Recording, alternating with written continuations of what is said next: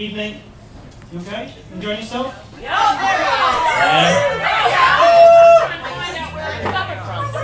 Been brilliant so far, hasn't it?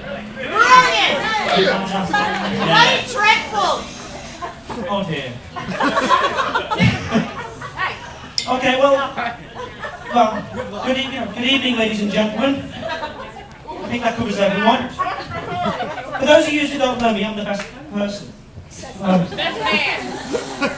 hope you're all enjoying what has been a brilliant, wedding. It's been really good so far. Unfortunately, every silver lining has a cloud, so here I am. Okay, so I'm going to start off with some compliments. Thank you. Hey. I would like to echo what's already been said and compliment our beautiful bride. I must say, Ash looks terrific today. Ian's very lucky. Surprisingly, Ian's actually scrubbed up pretty well. It's amazing. It looks good, doesn't it? It's amazing what soap, water and eBay can do.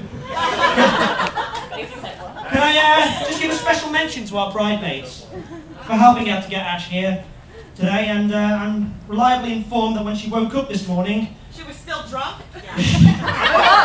when she was realised she was marrying Ian, she put up a bit of a struggle, so well done. You all look great. You're only eclipsed obviously by our beautiful bride, but great, fantastic. So I'd like to thank both sets of parents, John, Vicky and Sylvia and Roy. She's absent at the moment, but they've shown great support to the happy couple in the build-up to this special day. You have all played a pivotal role in this momentous occasion. I know Ian and Ash appreciate you all being here to share their special day. Some have travelled long distances to be here, so thanks for being a part of such a wonderful occasion. It's amazing how far people will go for a free meal and a bit of wine. So, Ian and Ash, you got married for better or worse, which is quite appropriate, as Ian couldn't have done any better, and Ash, you couldn't have done any worse.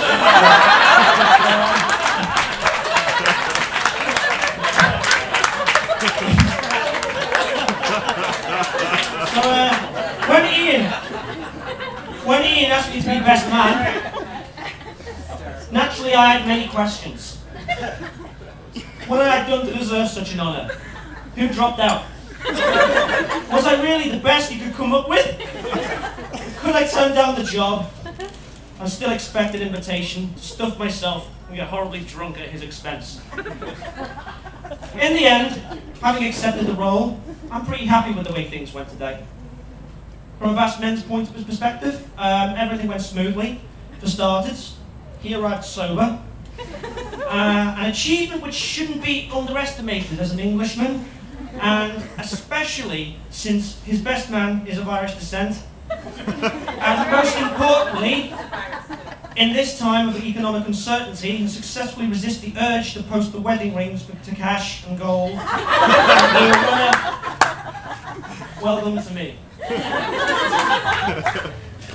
Ian is equally impressed.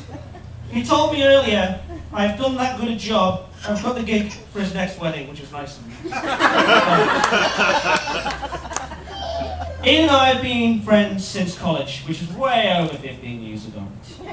Not much has changed apart from me, getting a bit hairier and jaded.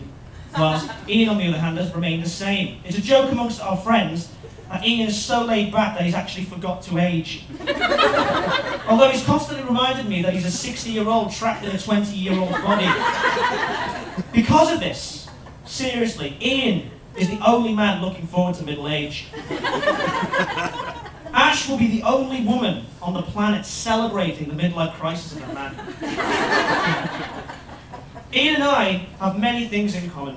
A love for films, music, a love of talking absolute nonsense, and a few sherries now and then.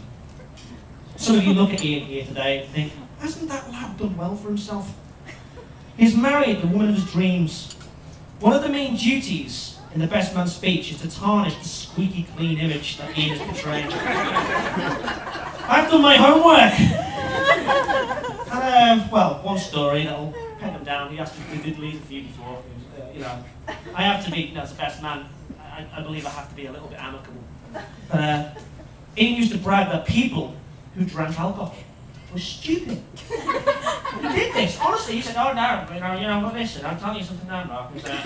People who drink are stupid. I don't drink. I never will. I never shall. I'm going over here now on the PC. Excuse me." However, by his 20th birthday, he changed his mind. He became stupid too. His favourite tipple back then was gin and tonic, and he drank quite a copious amount of it. One night he decided to celebrate my birthday, and after having a few light shandies back at my house before having a gentlemanly excursion into town to sample the vintage wine in a few fine wine establishments, you know, just it's basically it was a rickety bus ride into town to a few bars that smell of pig vomit and cider. Anyway, Ian decided to make my birthday more colourful by getting so drunk he couldn't walk or see, and I decided to go to the bar. I was echoing the best man here really, to go and get him some water. When I returned, he'd taken his shirt off and was running around the club, making the noise which can only be described as a trapped gurgling Xerox machine. Unfortunately, his drunken antics continued into adulthood. Thankfully, Ash has managed to curb Ian's behaviour and turn him into a semi-respectable member of society. Instead of drinking, he just spends his time taking pictures of sunsets and watching foreign films. It's customary for me to offer the happy couple some words of wisdom. So here goes nothing. Never go to sleep without sorting out an argument. I can honestly say that in the 9 years Chrissy and I have been together, we've only ever had one argument. The problem is it's still going on. So anyway, joking aside, Ian has been a great friend to me. And we've had some excellent times together. I'm sure we'll have more in the future. It's been an honour to be the best man today.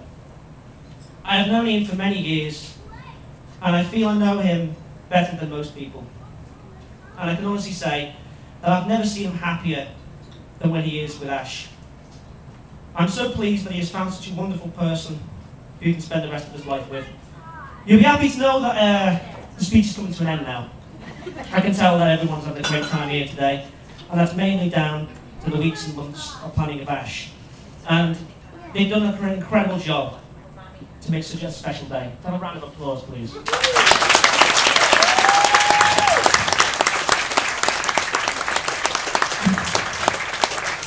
I'll end with a rather poignant quote for all you romantics out there. Marriage is not about finding the person you can live with. It's about finding the person you can't live without. Ian's definitely found that person.